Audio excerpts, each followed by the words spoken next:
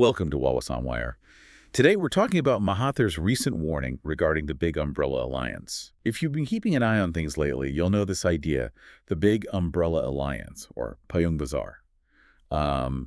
It's generated a huge amount of buzz. Oh, absolutely. A lot of positive energy initially. Yeah, it feels like there's this widespread agreement, maybe, especially among Malay voters, that consolidation is needed, to move forward. And this concept, well, it sparked a lot of talk across different camps about finally achieving real unity.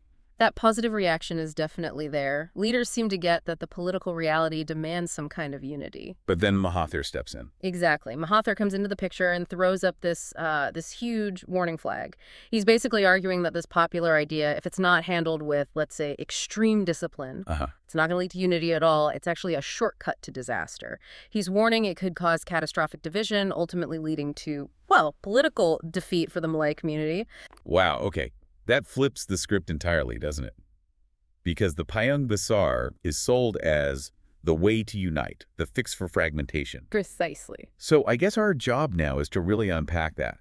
Why does Mahathir believe this framework, which is supposed to bring everyone together, could actually be the thing that tears them apart? Well, Mahathir points to what he sees as the fatal flaw. And it's, pretty fundamental. It's about political ambition.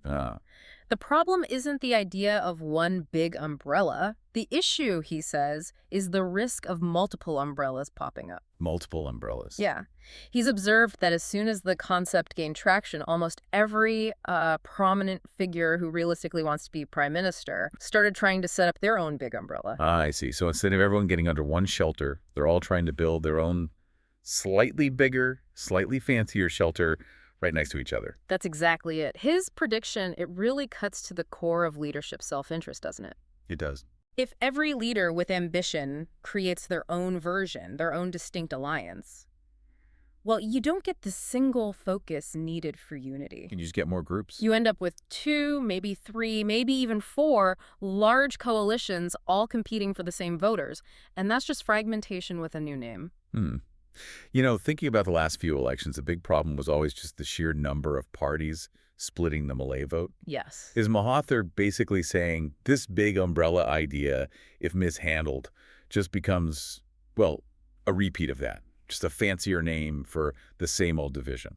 That is precisely Mahathir's fear. He sees it potentially becoming just sort of an upgrade to an already fractured system. Right. Voters who are used to picking between different parties might just end up picking between different big umbrellas. So the fragmentation just continues, maybe even gets worse because the groups are bigger. The potential gains from everyone being together are just neutralized. He was apparently very direct about this, almost laying down an ultimatum to Malay political leaders. What did he say? He basically told them they need to look past their own ambitions and decide what they really want. Is it genuinely one single big umbrella unity, Bersatu, or is it several competing alliances division? A stark choice. He's adamant there's no middle path. Anything more than one single unified force just guarantees division and ultimately defeat at the national level. That's quite an indictment of the political culture, isn't it? Suggesting personal ambition is overriding collective strength. But okay, let's switch gears slightly.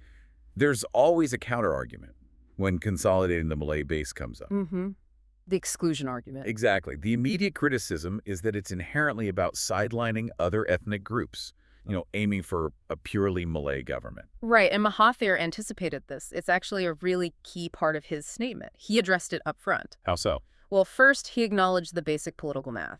If the Malay vote is unified, that bloc holds enough seats to win and form a government. That's just numbers. Okay, fair enough. But, and this is the crucial part, he was absolutely clear that the goal is not to create a 100% Malay government. Right, that's where the history lesson comes in, isn't it? He mentioned the past. Exactly. He used history, specifically the original alliance framework, the Perikatan model, as his main defense against that exclusion argument. Okay. He argues that, yes, unity among the dominant group is vital for stability, but the government that results must be a mixed government. Can you elaborate on that? Because that model did run the country for a long time. What was the mechanism Mahathir's pointing to? Well, the Perikatan structure, as he sees it, depended on the Malay base, represented back then by the United Malays National Organization being solid and unified. Right, the core had to be strong. That unity was the bedrock. Once that foundation was secure, then they could form stable, effective partnerships with the Malaysian Chinese Association and the Malaysian Indian Congress. Mahathir views this big umbrella idea as basically needing to recreate that solid foundation for today's landscape. The goal isn't to shut others out, it's to make the core strong enough to be a reliable coalition partner. Okay, that's a really important distinction. So the unity isn't for its own sake or for exclusion, but for political stability, to create a strong governing bloc that can then include others effectively. Yes, a bloc that can govern without constant internal power struggles undermining it. And he was specific, apparently, about the composition of this mixed government. How specific? He made it clear it requires including the Chinese, Indian, and other ethnic communities. So unifying the Malay base under one umbrella is presented as the means to an end, Which is? forming a strong, stable, multi-ethnic coalition, not pushing for racial exclusivity. This framing directly counters the idea that the unity push is inherently about dividing the country along ethnic lines. Mahathir seems to be saying the real division is actually within the Malay political leadership itself. So if history suggests unity can actually enable stable, multi-ethnic cooperation, and if everyone seems to agree that unity is needed, what is the biggest roadblock now? Is it really just, as Mahathir claims, the personal ambition of leaders? Or is there something else, maybe some deeper incompatibility preventing that single umbrella from forming? What do you think listeners might see as the core issue here? Well, according to Mahathir's diagnosis, it really boils down to personality and ambition. That's the fatal flaw in his view. He seems to think the fact that everyone agrees on the idea of the big umbrella proves they understand the solution intellectually. Right. But their own self-interest, specifically the desire to be the one holding the umbrella, to be the PM, that's already causing them to sabotage the very thing that could theoretically work. So looking at the current political scene, what we're potentially seeing is a lot of wasted energy. Leaders aren't building one platform. They're negotiating behind the scenes, trying to make their version of the umbrella the most attractive one. Exactly. All this internal maneuvering, who gets to lead, who gets which position, who has the final say. It eats up political capital. Right. If Mahathir's assessment holds, this push towards unity won't actually achieve it. It'll just create new rival factions, maybe under slightly bigger tents, diverting everyone from the actual business of governing. And the end result, the ultimate consequence Mahathir keeps hammering home, is basically political failure. It doesn't matter how many potential votes you have if they're split. If you divide the majority across 3 or 4 competing banners, each led by someone wanting the top job, the collective strength is just gone. You lose the chance to govern properly. The electoral math doesn't forgive that kind of division. If your core demographics vote is split multiple ways, even a smaller, more unified opposition can potentially win. Right, plurality wins. Mahathir's message seems blunt. The community can't afford the luxury of multiple champions. Pick one or face defeat.